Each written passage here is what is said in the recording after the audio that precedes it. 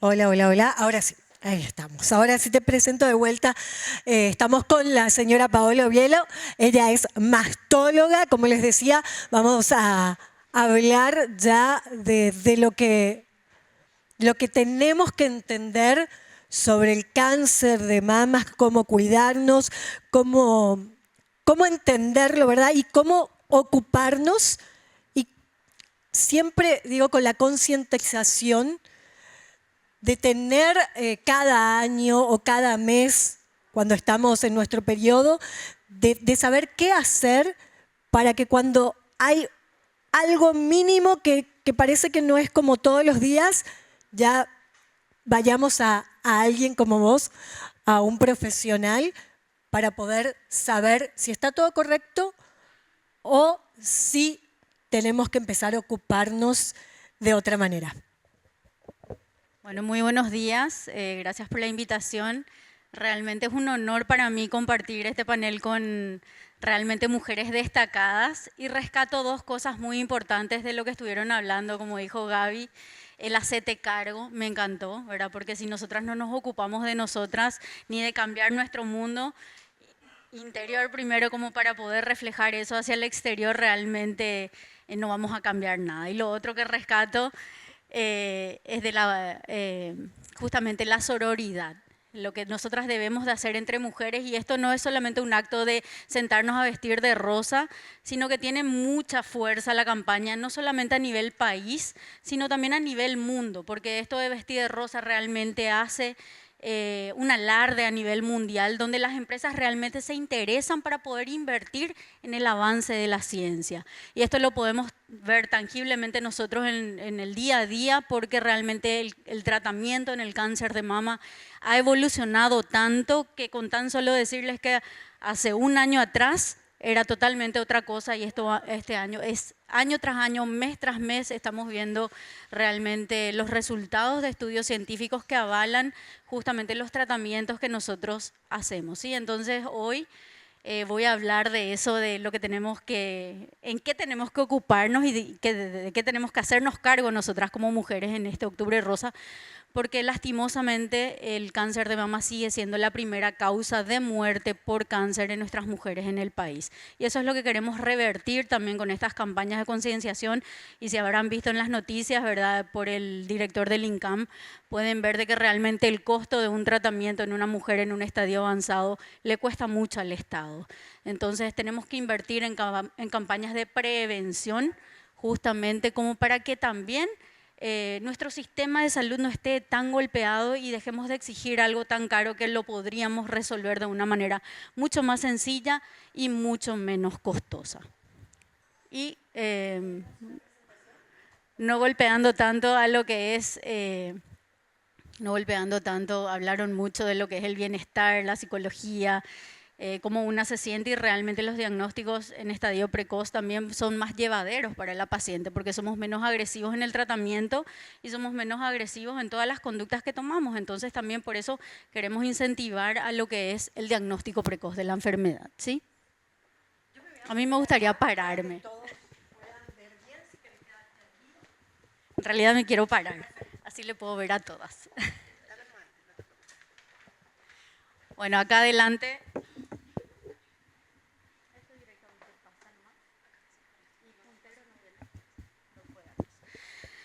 Bueno, espero no equivocarme. Bueno, es un poco de todo en la presentación, ¿verdad? Pero les voy a hablar en términos cristianos, como suelen decir, les voy a traducir al cristiano lo que nosotros médicos queremos hablar un poquito, ¿sí? Entonces ahí ustedes tienen, si quieren recorrer esa maqueta, cuidado no se claven nomás con lo que van pasando, ¿verdad? Pero para que ustedes puedan ver la estructura de la mama, cómo lucimos por dentro en realidad, ¿sí? La estructura de la mama es todo lo rosadito, es el tejido glandular, propiamente dicho. Cuando nosotros le decimos tenés mucha glándula, poca glándula, nos referimos a eso, ¿sí? Que de cada lóbulo sale un conductito que va al pezón, y eso yo siempre lo tiendo a comparar. Voy a hacer comparaciones tangibles, la mayoría es con comida, pero por lo menos saludable algunas.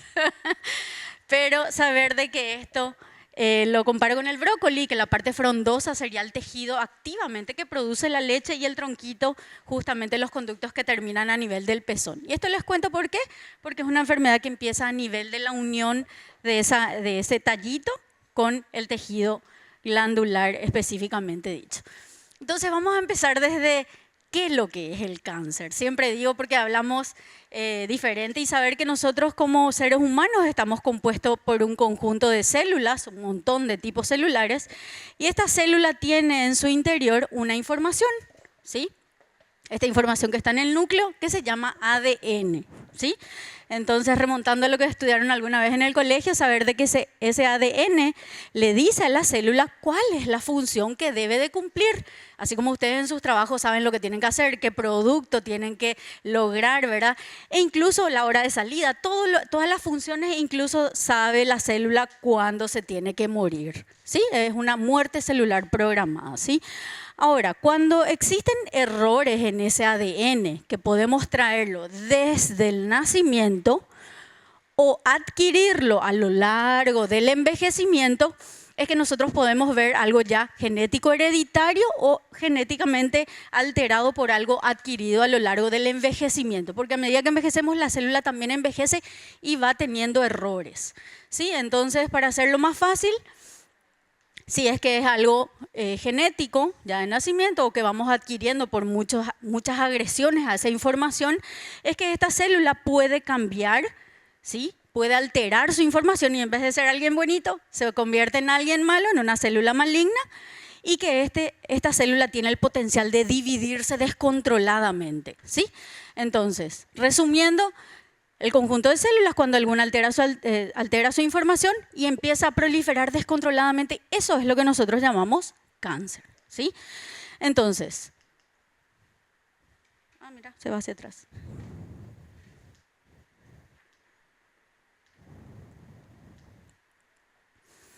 Entonces, básicamente, esta célula que alteró su información, la célula de la mama, le gusta escaparse de la mama a través de los ganglios linfáticos. Los ganglios linfáticos tenemos todas en el cuerpo, ¿sí?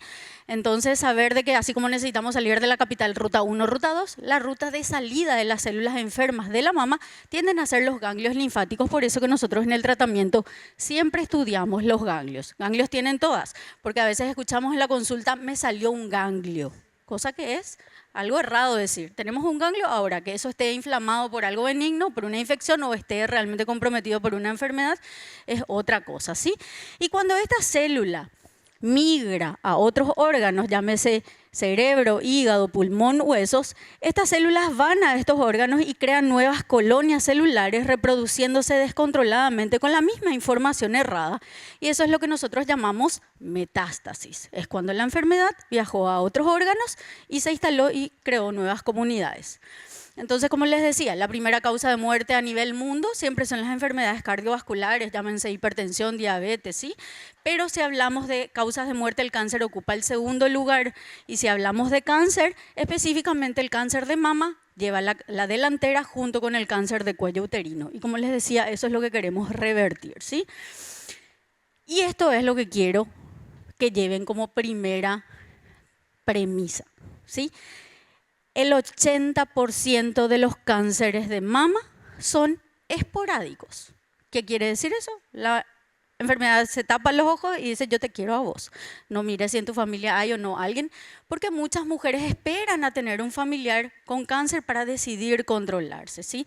Entonces lo que insistimos es, en el 80% yo puedo adquirir un error, ustedes como vieron, no traer de nacimiento, pero adquirirlo durante el tiempo, ¿sí? ¿Cómo sucede esto? En esta información que yo tengo a lo largo del envejecimiento, como les estuve comentando, la célula va sufriendo por diversos factores, golpes. Como yo le digo, le puso luego un guante de box ahí a la célula que está saludable, pero nosotros empezamos a golpearla, de repente se empieza a debilitar, ¿sí? Está un poquito enferma, sigue recibiendo golpes que nosotros si no cambiamos nuestro estilo de vida muchas veces, esta célula termina por cambiar su información y realmente convertirse en una célula maligna, ¿sí? Entonces es como que hace un clic y cambia la información por algo que nosotros estamos autoagrediéndonos o el ambiente, aunque no lo querramos, ¿sí? Entonces, no esperen a tener un familiar o no digan, así como escuchamos en la consulta, mi abuela tuvo cáncer de mama a los 80 años, yo voy a tener un cáncer de mama. Probablemente mi abuela haya sido al azar un caso esporádico, que es la mayoría de las veces, y no necesariamente algo que se vaya a heredar de persona en persona, de mi abuela a mi mamá, de mi mamá a mí, que yo le pueda pasar a mis hijos, ¿sí? Entonces, hereditario hablamos tan solo del 5 al 10%, cuando una ya trae un error desde el nacimiento que nos condiciona a hacer un cáncer de mama, ¿sí? Entonces, le conocen a ella, ¿sí? Bueno, Angelina Jolie, yo creo que lo único imperfecto que tiene esta mujer es la información genética que trajo de nacimiento. No se nota, pero lo tiene, ¿sí?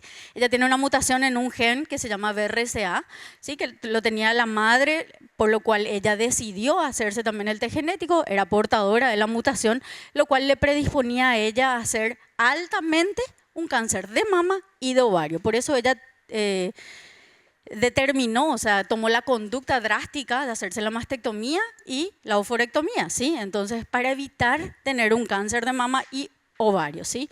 Si bien ella redujo drásticamente las posibilidades de hacer un cáncer de mama y de ovario, igual ustedes vieron que una única célula es suficiente como para que enloquezca y se empieza a dividir y la enfermedad vuelva o se presente. Entonces, cuando yo tengo que pensar que existe el riesgo de que en mi familia haya algo y cuando deben de preocuparse realmente, en mi familia hay probabilidad de que esto sea algo que se esté heredando. Cuando existe un hombre con cáncer de mamas, mi abuelo, mi papá, mi tío, ¿sí? Un hombre con cáncer de mama es prácticamente a ciegas ponerle la firma genética de que hay una mutación, ¿sí? Entonces, eso tiene que llamar la atención.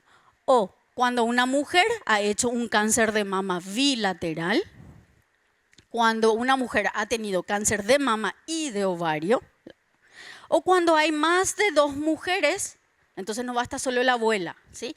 Más de 2 mujeres, pero a una edad temprana al cáncer, menos de 50 años, ¿sí? O pueden ser más de 3 de la misma rama familiar a cualquier edad. ¿Sí? Entonces, esas son las cosas que nos importan. No basta solo un familiar adulto como para decirte que en mi familia hay un error del cual yo tenga que preocuparme demasiado, ¿sí? ¿Y cuáles son los factores de riesgo? Hay factores de riesgo que nosotros no podemos modificar lastimosamente, que es el sexo. La célula sabe, no le engañamos, que es XX, pero también saber de que los hombres tienen la probabilidad de desarrollar un cáncer de mama, pero es solamente el 1% de todos los cánceres en el hombre. De 100 mujeres que diagnostiquemos de cáncer, 1 va a ser un varón, ¿sí? Y otra cosa que no podemos modificar es la edad. Si bien podemos engañar a la gente la edad con los tratamientos de belleza, botox y los tensores, lo que fuesen, a la célula no le engañamos. Sabe cuántos golpes recibió en el transcurso de su vida y eso va acumulando con un error hasta que hace un clic y pueda cambiar esa información, ¿sí?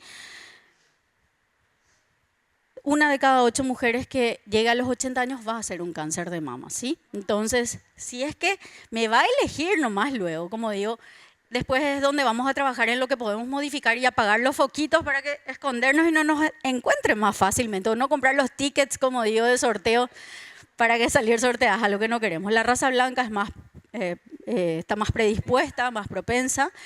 Y hay ciertas comunidades, porque en nuestro país existen judíos, específicamente los judíos ashkenazíes, tienen mayor proporción de mutaciones ya de nacimiento en su información genética.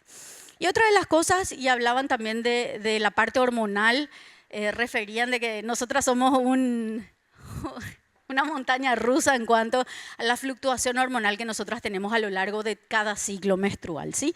Algo que no podemos modificar es la edad de primera menstruación y la edad de última menstruación. Nosotros no decidimos eso, ¿sí? Menstruar antes de los 12 años, específicamente antes de los 10, aumenta el riesgo para cáncer de mama. Y el dejar de menstruar a una edad muy adulta, más de 55 años, aumenta el riesgo de cáncer de mama porque estamos expuestas a una brecha amplia, ¿sí?, de exposición a nuestras propias hormonas, ¿sí? Pero hay mujeres que me dicen, doctora, pero yo tuve una complicación en el parto, tuve una hemorragia, tanto en parto o en cesárea, y a mí me sacaron el útero, o me sacaron el útero por miomas. Yo ya no tengo más, yo ya estoy en menopausia.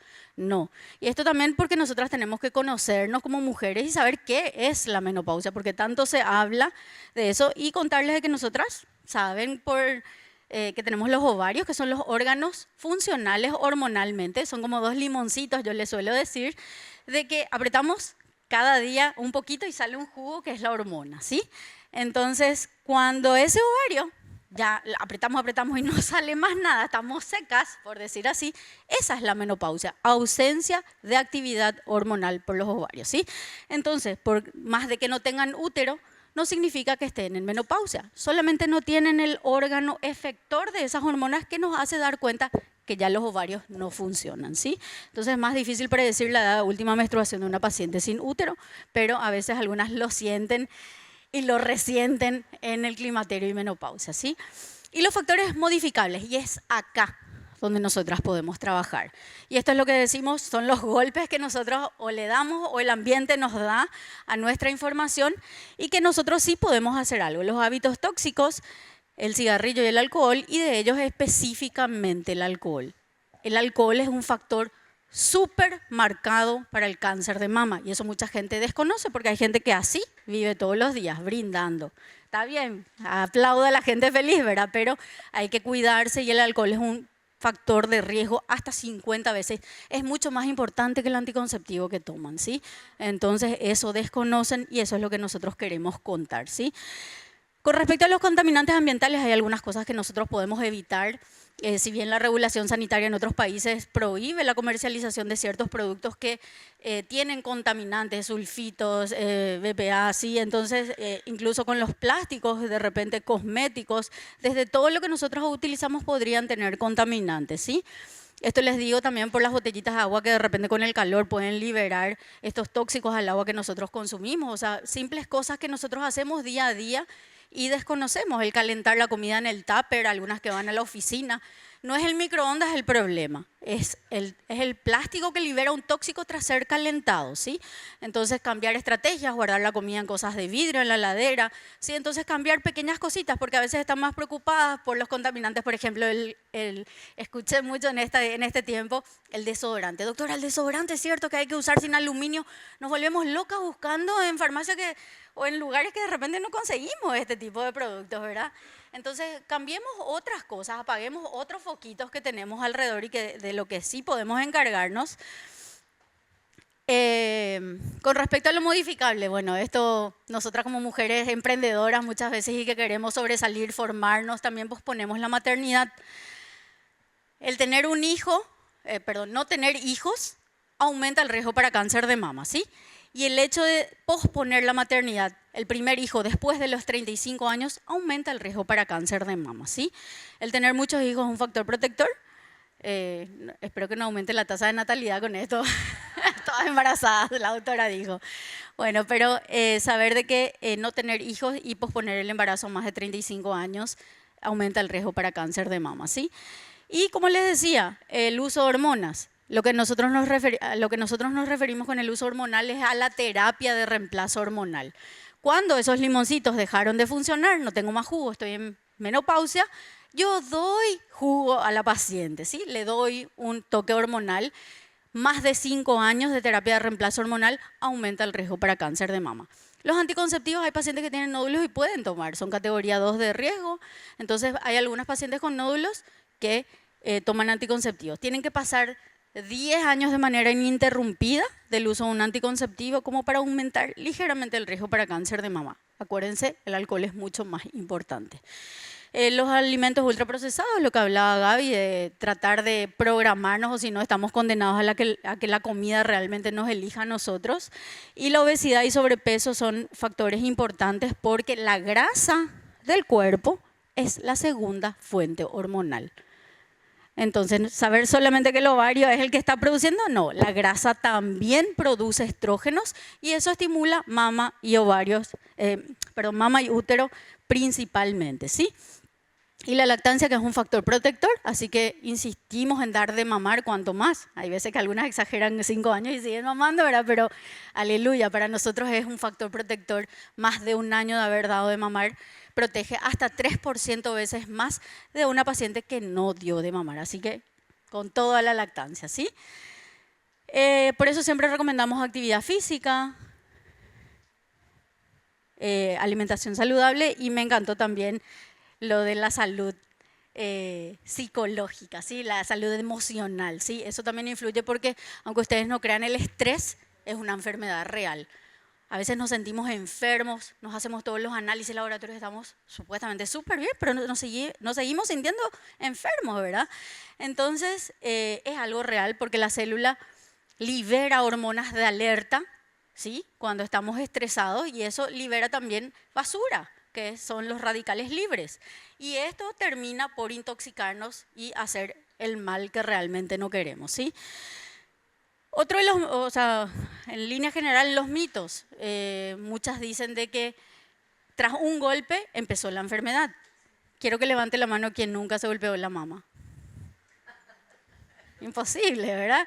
Entonces, el traumatismo no es un factor que desencadena un cáncer de mama. El aro de los corpiños tampoco es algo que vaya a lastimarles, así que no tengan miedo. Lo mismo que los desodorantes, hasta hoy día no hay una evidencia científica, porque si no vamos a vivir tipo en la era de las cavernas y la industrialización, ¿verdad? Todo tiene contaminantes. Si bien tratamos de usar los orgánicos más que, si es que podemos, pero son factores de riesgo que a veces desconocemos y no podemos remediar. Con respecto a los mitos, esto les quería nomás dejar también en claro, porque en estas campañas suelen pedir el protector tiroideo. Poneme el protector tiroideo porque eso me va a dar un cáncer de mama cuando me vaya a hacer la mamografía. No, errado. Por consenso intersociedades, Sociedad Paraguaya de Mastología y Sociedad Paraguaya de Imágenes, nosotros no recomendamos el uso del protector tiroideo, ¿sí? Uno, porque es muy grande, afecta la imagen de la mama, y a veces tenemos que hacer otra foto para que tener una buena resolución. Entonces termina interfiriendo en la imagen, y aparte la radiación dispersa que emite la mamografía es como vivir 30 minutos en la Tierra. Entonces, media hora en la Tierra, ustedes ya adquirieron la radiación dispersa de una mamografía, con todas las radiaciones que tenemos alrededor, el celular mismo que tenemos acá en los bolsillos, a mano, ¿sí? Entonces, el fake news al orden del día, ¿sí? Entonces tratemos de conocer un poquitito y no exigir cosas que no tienen relevancia, ¿sí? Las pacientes con prótesis, una de las cirugías más realizadas a nivel mundo, y Sudamérica más, Europa medio que se reserva un poquito porque el estilo es diferente, ¿verdad? Pero las mujeres con prótesis deben de hacerse los mismos controles que una paciente que no tiene prótesis. Contarles que de repente la prótesis puede esconder un 30% de la glándula, que usamos maniobras como para poder hacer una mejor mamografía, pero no les va a reventar, no tengan miedo, ¿sí? No les va a reventar la prótesis. Hoy en día se está hablando de un tipo de cáncer asociado a la cápsula de la prótesis, por si hayan escuchado o leído. No es un cáncer de mama, pero es un cáncer asociado a la cascarita que se forma alrededor, que el cuerpo forma alrededor de la prótesis, como les hago siempre la analogía de un huevo cocinado. El huevo en su interior sería la prótesis, y la cáscara marrón sería la cápsula fibrosa que el cuerpo forma ante la introducción de un cuerpo extraño, ¿sí? Entonces existen casos, pero estaban determinados a cierto tipo de prótesis que hoy ya no se las utilizan, ¿sí? Pero para que conozcan más, no es para que le tengan miedo a la prótesis, porque nosotros seguimos reconstruyendo a pacientes con cáncer de mama con prótesis, entonces no estaríamos dándole algo que le origine otro cáncer a estas pacientes, ¿sí? Entonces, ¿qué hacemos? Vamos al especialista, hagamos los estudios de imágenes y también aprendamos a palpar nuestras mamas, ¿sí? Por ley, tienen 2 días en que pueden acceder de manera remunerada, siempre y cuando se organicen con sus recursos humanos, como para poder acceder al beneficio de ir a hacer los controles. En caso de presentar algún síntoma, no importa la edad, en ese mismo momento debemos de ir a chequearnos, ¿sí? ¿Y qué es lo que podemos encontrar? Si es que hay mujeres que son sensibles, les pido que cierren los ojos porque esto aumenta en tenor.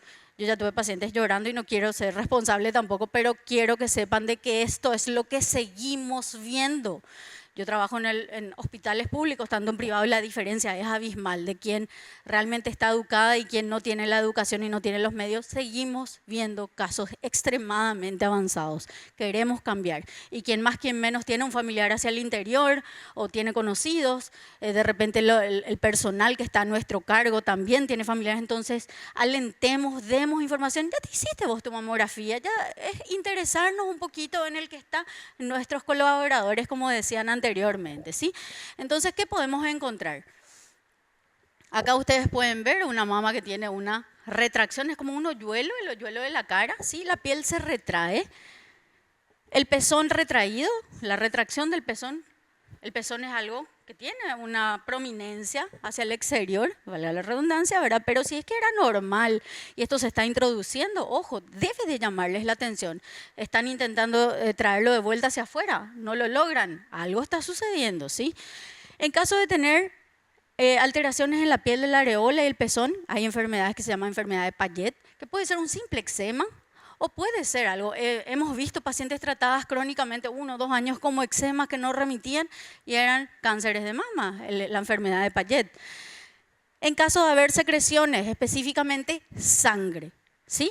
O serosanguinolentas, que la gente vulgarmente lo llama como una guasa, ¿sí? Que entonces perder sangre por los pezones no es normal, a no ser que estén dando de mamar, tengan alguna grieta, el bebé les mordió o algo así, podría existir, pero sangre por los pezones no es normal, ¿sí? Existen secreciones, les cuento que la glándula mamaria es una glándula sudorípara, de sudor, altamente modificada, así que un poquito de secreción puede llegar a tener, pero si estimulamos demasiado, ¿sí? Entonces, hay veces que trastornos hormonales también pueden mostrarse de esa forma con la pérdida de secreción. Ay, perdón, ¿cómo se retrocedía esto? Ay, gracias. Bueno, y esta mama es muy peculiar. Esto es lo que nosotros llamamos la piel de naranja. La piel gruesa, roja, la marca del corpiño que deja esas marcas visibles por el edema. La orientación del pezón está retraído hacia un lado, ¿sí? Eso es lo que nosotros llamamos piel de naranja, que en los dibujitos a veces no nos imaginamos cómo es, ¿sí?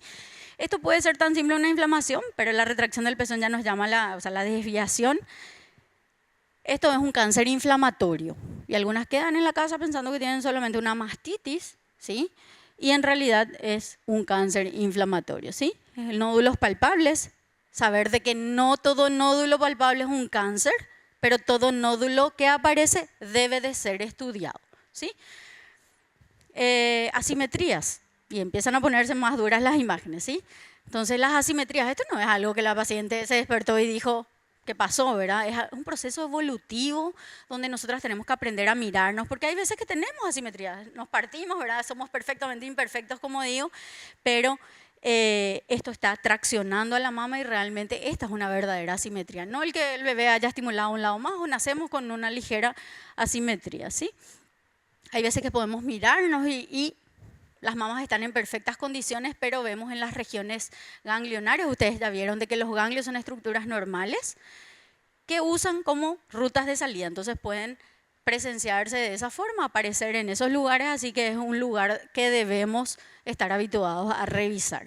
Esta es una paciente del hospital público donde trabajo, 24 años, un tumor extremadamente agresivo, en 3 meses tuvo el crecimiento, la paciente falleció en 1 año. O sea, tenemos excepciones, 24 años, ahí tenemos que pensar en algo genético, algo que yo ya traigo, ¿sí? No es lo habitual, pero existe, ¿sí? Pacientes embarazadas, también con tumoraciones, cambios de coloración, y esto, estamos cansados de ver a nuestras mujeres llegar así. Entonces, como les digo, o tarde o temprano van a llegar, ¿por qué no hacerlo de una manera mucho más temprana, verdad? Y saber de que los hombres también tienen cáncer de mama, ¿sí? Entonces, acá empieza la segunda premisa, ¿sí? Entonces, no esperar a tener un familiar para iniciar los controles y empezar a hacernos la mamografía, ¿sí? Así como las imágenes fueron cambiando a lo largo del tiempo, mejorando, la mamografía también sufrió una mejoría en cuanto a imágenes. La calidad de las imágenes hoy en día son digitales. Todavía tenemos en algunos centros las imágenes analógicas, pero Hoy con las digitales hacemos mucho más sutiles, muchos más diagnósticos sutiles podemos hacer, ¿sí? Y les comento algo como que siempre preguntan. Esta es una mama densa. ¿Qué significa mama densa? Ya habrán escuchado, ya habrán leído eventualmente en sus estudios. Es el tener mucho tejido glandular. Esto habitualmente se ve en las pacientes jóvenes, ¿sí? Las jovencitas, por eso tenemos las mamas, las mamas firmes. Y cuando vamos envejeciendo o dimos de mamar, se nos cae, ¿sí? Eso es porque la glándula se reemplaza por grasa, por eso se nos cae realmente, ¿sí? Ya no tenemos la firmeza de la juventud, el colágeno, como decimos, ¿verdad? Todo cae. Entonces la mama densa y la mama adiposa, la diferencia. Entonces lo que nosotros buscamos en la mamografía son imágenes blancas. Encontrar algo blanco en una mama densa es súper difícil, es buscar la aguja en el pajar. Sin embargo, buscar algo blanco acá es mucho más fácil de encontrar, ¿sí? Entonces, por eso nosotros no pedimos la mamografía en las jóvenes, ¿sí? No porque dañe o les lastime, no nos sirve demasiado para el diagnóstico, ¿sí? Entonces, ese es el motivo porque a veces con las campañas también creamos en algunas pacientes la desesperación y que acuden con 20 años a querer hacerse una mamografía. Entonces, no están en edad porque la mama no está preparada para encontrar una imagen, ¿sí? Eso les comento. Entonces, encontrar algo blanco es más difícil que encontrar algo que ustedes a simple vista lo ven, ¿sí? Bueno, ¿y en quiénes hacemos la mamografía? Hoy en día, también por consenso de intersociedades, la primera mamografía estamos haciendo a los 35 años, porque estamos viendo pacientes muy jóvenes con cáncer de mama. Se llama mamografía de base, lo hacemos a los 35 y si está todo bien, saltamos a los 40, no es a partir de los 35, saltamos a los 40 y a partir de ahí lo hacemos de manera anual. Ahora, en caso de que yo tenga muchos familiares con cáncer de mama, yo puedo hacer la primera mamografía 10 años antes del familiar más joven que tuvo el cáncer. ¿Sí? Entonces mi mamá tuvo a los 42, por darle un ejemplo, yo puedo hacer la primera mamografía ya a los 32 años, ¿sí? ¿Está ok? Y lo otro, ante cualquier tumor sospechoso, a cualquier edad, yo voy a agregar, no importa si están embarazadas o no, les hago la protección abdominal del bebé y les agrego una mamografía, ¿sí? Esto habitualmente después de la menstruación. Por ley, esto para que comenten también, a partir del 2023, mujeres más de 40 años no necesitan orden, pero todavía hay un poco de desinformación en los centros. A veces los técnicos no manejan toda la información, pero también queremos difundir. La mamografía, para quienes no se hicieron o la tienen miedo, es una plataforma que lo que hace es comprimir a la mama. Cuanto más se comprima, mejor. Porque siempre preguntan, doctora, no hay un aparato que comprima menos, ¿verdad? No, lastimosamente, porque la imagen es como una radiografía. Así la radiografía de tórax es una placa fina. No tenemos el grosor, el espesor de la mama que nos permita determinar si esto es una imagen real o es una superposición de cosas, ¿sí? Entonces apretamos en dos direcciones, acá, donde esto permite ver el músculo y que nos permite ver la zona ganglionar. Entonces son 2 incidencias por cada mama, son 4 fotos en total. Recomendaciones para la mamografía: no usar desodorante el día que van a utilizar, talcos, y tratar de ir con un atuendo de doble pieza que les sea fácil sacar la parte de arriba porque a veces van con vestido y quedan totalmente descubiertas, ¿sí? Como les digo, esto es lo que salva la vida y les voy a mostrar por qué. La compresión dura máximo 10 segundos, entre que te posicionan, te aprietan y tampoco es que te juegan como solemos escuchar porque hay pacientes que dicen, ¿sí? Fue buena tu experiencia. Y eso es lo que tenés que contar, porque a la que le dolió...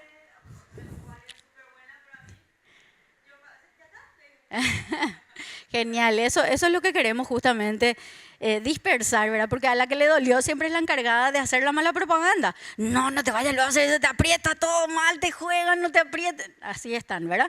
Lo mismo como digo, yo que soy ginecobstetra, he visto también situaciones extremas entre las que tienen trabajo de parto, ¿verdad? Está la que realmente el umbral del dolor es alto y las que tienen ultra bajo, ¿verdad? Están revolcándose en el piso con 2 o 3 de dilatación, por favor, ¿y cómo no la atienden? Es que no tiene todavía dilatación suficiente para entrar. Y está la que está con 8 y le mira, ¿verdad? Entonces, los dolores son diferentes. Entonces, ayudemos a decir de que la mamografía no duele y no le tengan miedo, ¿sí?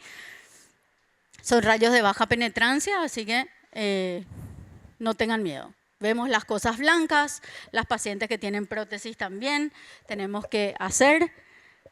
Y esto es lo que buscamos. Por eso insistimos en la mamografía. La mamografía puede detectar esto, que son como granitos de arena, ¿sí? Que son calcificaciones. Las microcalcificaciones tienen la peculiaridad de que no se palpan y la ecografía no las ve. Y si las ve, por un ecografista experimentado, necesitamos de la mamografía para determinar su forma. No es para que vayan y vean en sus informes microcalcificaciones y se desmayen. Hay microcalcificaciones que son totalmente benignas y están las que son de sospecha en las cuales tenemos que intervenir, ¿sí? Entonces eso no les corresponde a ustedes hacer la interpretación de estudios, ¿sí? Y esto les digo porque hay pacientes que quieren negociar los estudios. Doctora, yo este año solo la ecografía me voy a hacer. No me quiero hacer la mamografía. No, el 80% de los cánceres empieza de esa forma.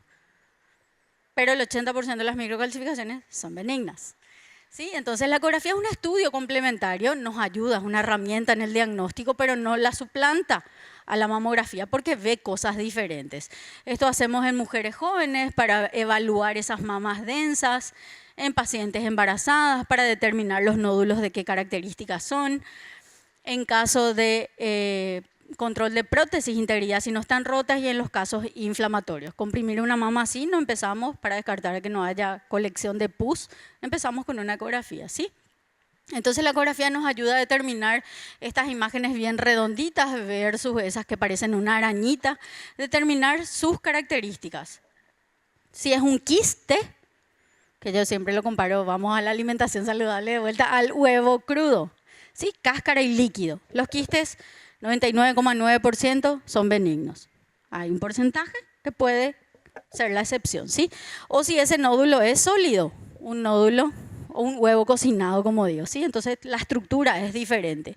Y como es la forma, algo bien redondito como algo así estrelladito, ¿sí? Entonces nosotros de acuerdo a eso decidimos si tiene que tener una intervención o no. Entonces apuntamos a esto, a esas microcalcificaciones que necesitamos un aumento, mirar con lupas, tanto lupas reales como lupas mamográficas, y las imágenes que son milimétricas aún, porque cuando nosotros palpamos acá, esto, al estar en el plano muy posterior, cuando ustedes están acostados y dicen es una mama muy fibrosa, esto ni acá, ni en Japón, ni en el Sirio libanés le van a detectar mediante una palpación. No hay forma. Entonces, por eso, ese es el segundo concepto que quiero que sepan. La mamografía detecta algo antes de que esto se haga palpable. Acuérdense, esa célula se divide, se divide, se divide, se divide, se divide, hasta que toma tamaño, llega a la superficie y es palpable, ¿sí? ¿Cuántos años antes nosotros pudimos haber diagnosticado algo que se hizo palpable? Hay algunos que crecen ya en la superficie, entonces no es tampoco para que se asusten por encontrar algo palpable que es algo muy avanzado, ¿sí? Lesiones no palpables, eso es tarde. Entonces vayamos al médico, hagamos los estudios de imágenes y palpémonos. En el autoexamen tenemos que buscar todo eso que vimos en las fotos, ¿sí? Entonces mirarnos al espejo, simetrías, colores, palparnos tanto en ducha como estando acostadas, nos lleva 5 minutos a lo máximo. Las zonas ganglionares que son las rutas de salida y apretar el pezón, tampoco como les dije, no vayan a estar exprimiendo porque algo puede salir. Secreciones espontáneas son las que nos interesan, ¿sí? Una vez al mes, idealmente después de la menstruación, así no tenemos esos nódulos palpables dolorosos de repente que pueden anteceder a la menstruación, ¿sí? Entonces la etapa antes de que sea clínica existe una era mamográfica que es la que queremos. Entonces no es que estemos en contra de las campañas Tócate para que no te toque, sino no esperar a tocarse algo para iniciar los controles si ya llegaste a la edad correspondiente, ¿sí? Ahora, si no llegaste a la edad, conoce tu cuerpo, palpate, y si encontrás algo antes de la edad correspondiente, consulta, ¿sí? Y también entre periodos de mamografías. La mamografía sí o sí se hace cada año, no se saltan 1 o 2 años, ¿sí? Bueno, entonces hacemos el examen físico, los estudios de imágenes y hoy en día los diagnósticos se hacen en los nódulos sólidos de preferencia con esa pistola que está por ahí, que yo le digo que es el arma, con que le amenazo a mi marido. Bueno, hoy en día la punción de los nódulos es la conducta recomendada, ¿sí? 99% de los casos lo hacemos de esta forma hoy en día.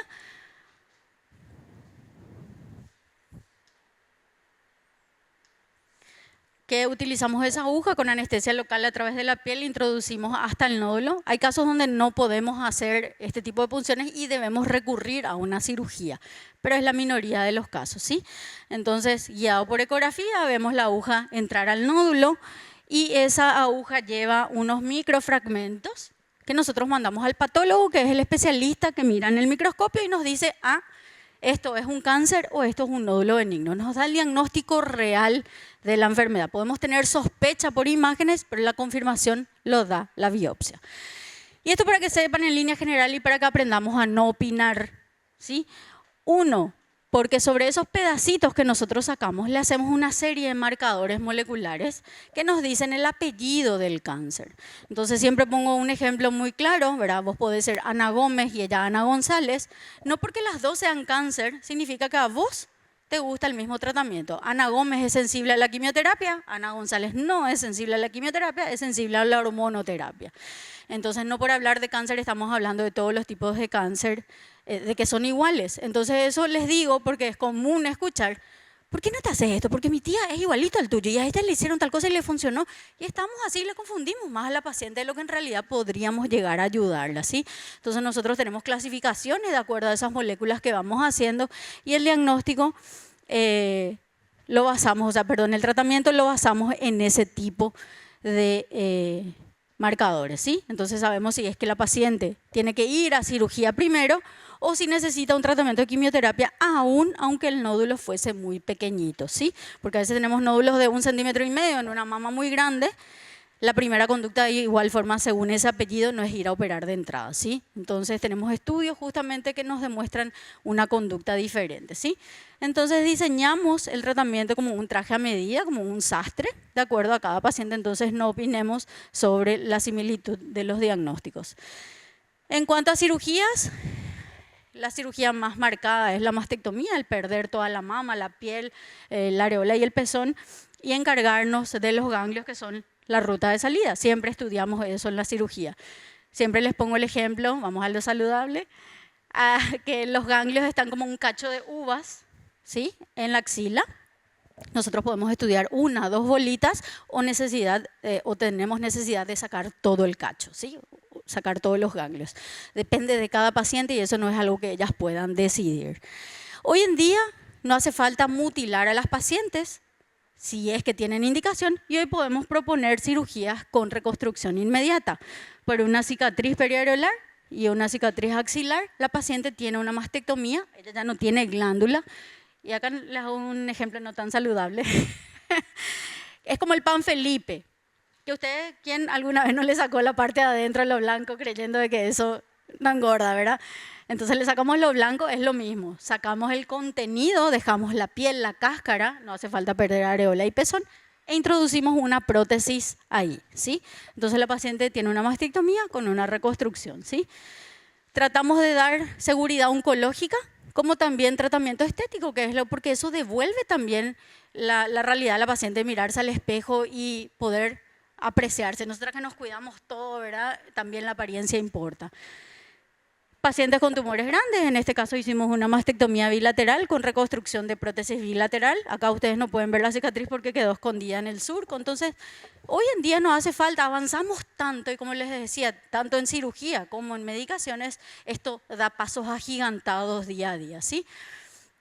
Y hoy en día esto es lo que queremos hacer más. Los tratamientos conservadores, sacar solamente el área del tumor, más 1 o 2 ganglios o los que fuesen necesarios, y la paciente conserva la mama, una cicatriz, otra cicatriz, pero para saber de que haber conservado la mama sea igual a sacarse toda la mama, la paciente debe de recibir radioterapia, ¿sí? Es un tratamiento implícito en este tipo de cirugías, para que sea igualito a haberse retirado toda la mama. Y esto les digo también porque escuchamos los comentarios. Sacate nomás luego ya todo, ¿para qué es lo que querés tu mamá si ahí empezó? No.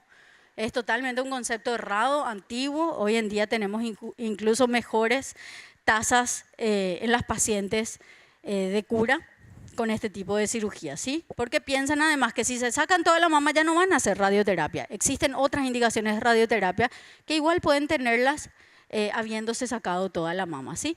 Pacientes que tienen que perder piel, hacemos colgajos de reconstrucción, ¿sí? Cicatrizados y que quedan escondidos también en el surco con tal de que no pierdan la mama, ¿sí? Pero saber de que tienen que hacer radioterapia.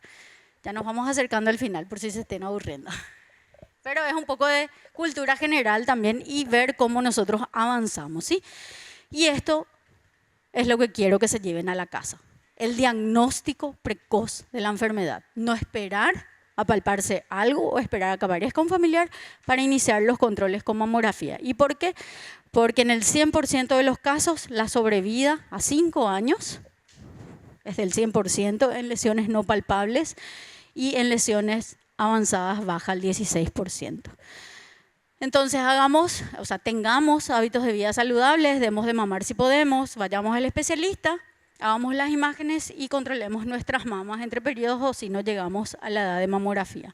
Porque esto tiene un impacto y como hablaban de la salud mental, ¿verdad? El recibir un diagnóstico no es fácil para nosotros dar, ni tampoco para la paciente escuchar la palabra porque todavía siguen asociando la palabra a cáncer. A muerte, cáncer igual a muerte. Hoy día ya no es así, eso es lo que queremos incentivar también y más aún con la detección precoz, ¿sí? Entonces debemos acompañar a las pacientes, ¿verdad? Porque la más drástica que yo tuve, cuento siempre, que fue la que más me chocó, fue de que se levantó aterrada y me dijo, yo ahora me voy a ir a tirar frente al primer colectivo que pasa acá enfrente, me dijo. Entonces, de repente ser empáticos a la hora de dar un diagnóstico, tener esa humanidad hacia quien está recibiendo. Si bien no sucede en todos los lugares, ¿verdad? Pero tenemos que tratar de ser empáticos en la situación de otra persona, porque algunas se asustan, otras lloran. ¿Qué va a pasar conmigo? ¿Qué es lo que voy a hacer? Se replantean un montón de cosas, empiezan a ver la vida de una manera diferente. Entonces, no esperar a tener un diagnóstico para cambiar también eso. Y hay algunas que se dan cuenta, es como que les cae la ficha cuando se miran al espejo y se ven así, es como que sienten realmente que están enfermas, ¿verdad? La quimioterapia de la mama, a diferencia de otros órganos que pueden o no echar, el de la mama siempre echa todos los pelos del cuerpo, pero que después vuelve a crecer, ¿sí? Incluso sale más lindo, ¿verdad? Pero hoy hablaban de AMAGMA justamente, AMAGMA en sus campañas también ofrecen pelucas a las pacientes de escasos recursos de manera gratuita, ¿sí? Es cuestión de firmar y ellos les prestan las pelucas como se ingenian las pacientes. Hay algunas que tienen hasta vergüenza con sus parejas, no quieren intimar en la sexualidad, también es un rol importante, juegan las mamás también con respecto a la sexualidad. Algunas la arreglan con prótesis externas y les cuento la realidad de la gente que de escasos recursos, de que de repente cargan en bolsitas de arroz, le hacen un bolsillito y se mueve igual, tiene el mismo peso. Entonces la gente se ingenia porque realmente ahí nos damos cuenta de la importancia que tiene esto. Y hay algunas que, a pesar de no tener las dos mamas, están así. Y lo que hablaban, justamente la actitud de la persona es algo en la cual nosotros no podemos trabajar intensamente, para eso están los psico-oncólogos, ¿verdad? Pero ya es algo adquirido más o menos, ¿sí? Entonces siempre digo, la forma en que nosotros veamos la vida es demasiado importante, ¿sí? Porque a veces nos hundimos en un vaso de agua y eso ya nos ennegrece el panorama y no podemos ver lo bueno muchas veces que trae la situación, porque a veces grandes golpes necesitan ser dados para tener grandes cambios, ¿sí? En nuestras vidas. Entonces, tenemos que ser agradecidos con el solo hecho de despertarnos, tener la posibilidad de acceder a un centro que nos pueda hacer el diagnóstico y agradecer de que somos los que ayudamos y no los que debemos de ser ayudados, ¿sí? Entonces, realmente se sufre afuera y, como digo, también no juzguemos el problema de otro en nimiedades, como decimos a veces, ay, por eso nomás está así, Dios mío, ¿verdad? Cada persona maneja de manera diferente el problema. Para ella puede ser el mundo un problema demasiado importante que para mí puede ser nada, ¿verdad? Pero nunca sabemos qué es lo que trae la estructura mental que trae esa persona, su entorno social, su familia. Entonces no juzguemos a la ligera nunca el problema de otra persona, ¿sí? Y el impacto familiar, ¿verdad? Que siempre deben de ir acompañadas. He visto pacientes que perdieron parejas tras el diagnóstico, acompañar a los hijos, porque la familia es importante, más porque cuando damos el diagnóstico la paciente hay veces que se borró de la consulta. Entonces ya no escuchan más nada y todo lo que yo les estoy explicando, esa paciente muchas veces tiene que decidir, ¿sí? Y el impacto social, ¿verdad? Que a veces nosotros mismos aislamos a la paciente. No, no vayas luego a hacer vos nada, ¿verdad? Y tratamos de sacarla para o sea, creyendo que le vamos a hacer mejor, pero en realidad le estamos aislando, ¿sí? Y en caso de no tener seguros, basta con entrar a la página del ministerio, hay mamógrafos disponibles y en este octubre rosa hay horarios extendidos también, ¿sí? Y con esto termino. No, esperen, les voy a contar sobre esta foto. Dejo nomás, les cuento sobre esta foto. Esta es la última imagen, ¿sí? Esta es una paciente que yo tengo autorización de ella para mostrar, ¿verdad? Pero si pueden ver los detalles, ella está sin pelo, está con una mastectomía. Ella fue parte, cuando hice la formación en mastología, yo soy ginecóloga, hice 4 años y después hice la especialidad en mastología, fue cuando me formaba en el Hospital de Clínicas. Ella se llama Andrónica. ¿Sí? Es una paciente de 35 años cuando tuvo el diagnóstico de cáncer de mama. Es alguien que marcó mucho mi vida y lo sigue haciendo, por eso la pongo acá. Que ustedes sepan de que ella es tan solo acá de Luque. No hace falta ir hasta el interior del país para tener una paciente analfabeta y de escasos recursos. Y me encantó el programa de Suma, que por el deporte puedan educar a la gente, porque realmente Luque, Gran Asunción, prácticamente capital, analfabeta y escasos recursos. Entonces, de alguna forma tenemos que ayudar a la gente, a pesar de no tener los recursos económicos y a veces no tener siquiera para llegar al hospital, porque esa es la realidad y no estoy exagerando, porque a veces no llegaba, o iba sola a la consulta, cosa que decimos que los familiares son importantes, pero ella consiguió absolutamente todo en tiempo y forma, ayudada por los vecinos que hacían rifa, apoyada, ¿verdad? Que siempre son las que salvan al fin y al cabo al entorno de bajos recursos, ¿verdad? Ella consiguió. Cuando ella tuvo el diagnóstico a los 35 años, ella quedó embarazada. Se estaba por operar, se embarazó. ¿Sí? Entonces, otro factor más que se suma, que cualquiera diría, ¿para qué más? Ya tiro la toalla, no quiero más saber nada, ¿verdad? Pero no, al contrario, ella continuó. A los 3 meses de embarazo le operamos y cuando estaba de 5 meses empezó la quimioterapia. Y esa es su bebé, ¿sí?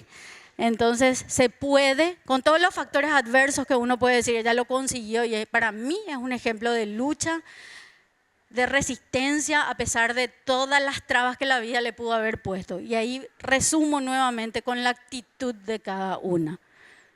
Entonces todo en esta vida tiene solución, menos la muerte. Y Dios, aunque no lo crean, así como dijo ella, organiza a la perfección todos los pasos de nuestra vida. Yo que soy creyente, no sé ustedes, pero yo lo interpreto de esa forma. Así que no nos hundamos en un vaso de agua, hagamos de nuestro día a día más feliz, demos lo mejor de nosotros en lo que hagamos y tratemos de mejorar nosotros. Se empieza por casa para que el mundo mejore, porque realmente esto está para peor. Así que muchas gracias, cuídense.